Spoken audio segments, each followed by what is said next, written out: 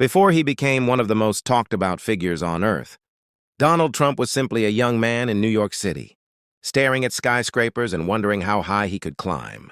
He wasn't born with the massive empire people imagine today. Yes, his father, Fred Trump, was a successful builder, but his world was focused on middle-class housing in Brooklyn and Queens. That wasn't the New York Donald dreamed of. He wanted Manhattan, the place where every tower had a story, and every story shaped the city. But getting into Manhattan real estate in the 1970s wasn't easy. The city was nearly bankrupt. Buildings were collapsing, businesses were fleeing, and investors were terrified. And to many established developers, Donald Trump wasn't a threat. He was just Fred's kid, someone to pat on the shoulder and send on his way. One meeting after another, he heard the same message. You're too young, too inexperienced. Manhattan is not for beginners.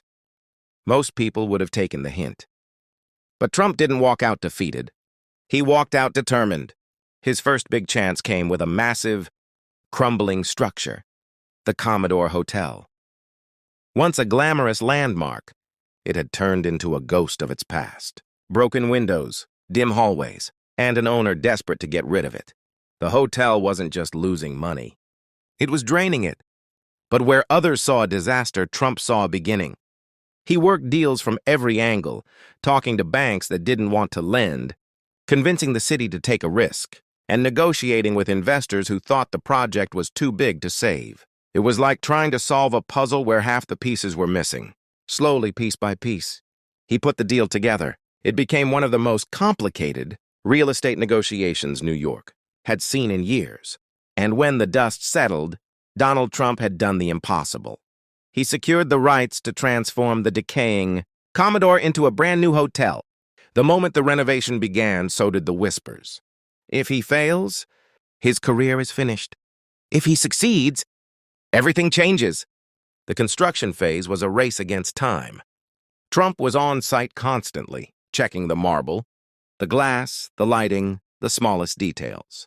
He was young, ambitious, and obsessed with proving he could make Manhattan his territory. And when the hotel finally reopened as the Grand Hyatt, it was a shockwave through New York. The building glittered. The lobby shined. The city couldn't believe the transformation. Newspapers praised the comeback story. Investors who ignored Trump earlier suddenly wanted meetings. And for the first time, Donald Trump wasn't just Fred's son. He was Donald. Trump, Manhattan developer. But success didn't slow him down. It fueled him.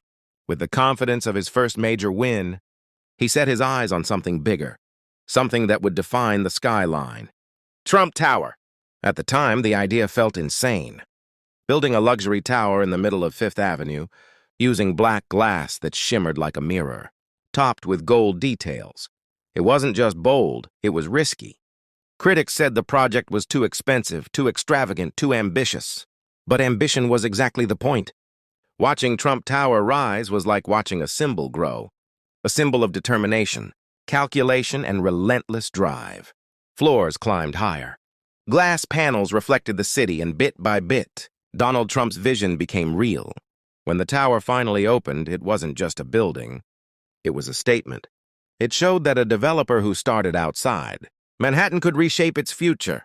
From there, Trump expanded. Hotels, casinos, residential buildings, golf courses, branding deals. Some moves were massive successes. Some were failures. But every decision added a new chapter to the story.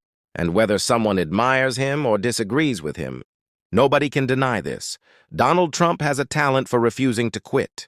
He survived financial collapses, lawsuits, market crashes, and endless criticism. Yet every time the world counted him out, he found a way to rebuild, restart, or reinvent. That's the thing about success stories. They aren't smooth. They aren't perfect. They're messy, unpredictable, and sometimes unbelievable. What makes Trump's journey fascinating isn't how much he built, but how often he kept building after everything fell apart. Because in business, the real victory isn't winning once. It's getting back up every time the world knocks you down. So when people look at Donald Trump's skyscrapers, golf resorts, or global brand, they often see the final result.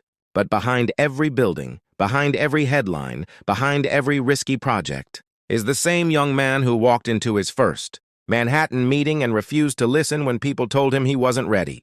This is the heart of his success story. He didn't wait for permission. He didn't wait for approval. He didn't wait for the perfect moment. He made the moment. And whether you agree with him, admire him, criticize him, or simply watch from a distance, his rise is a reminder that confidence, bold decisions, and relentless effort can turn impossible dreams into real concrete, steel, and glass. Because at the end of the day, success doesn't come from what people expect you to do. It comes from what you dare to do.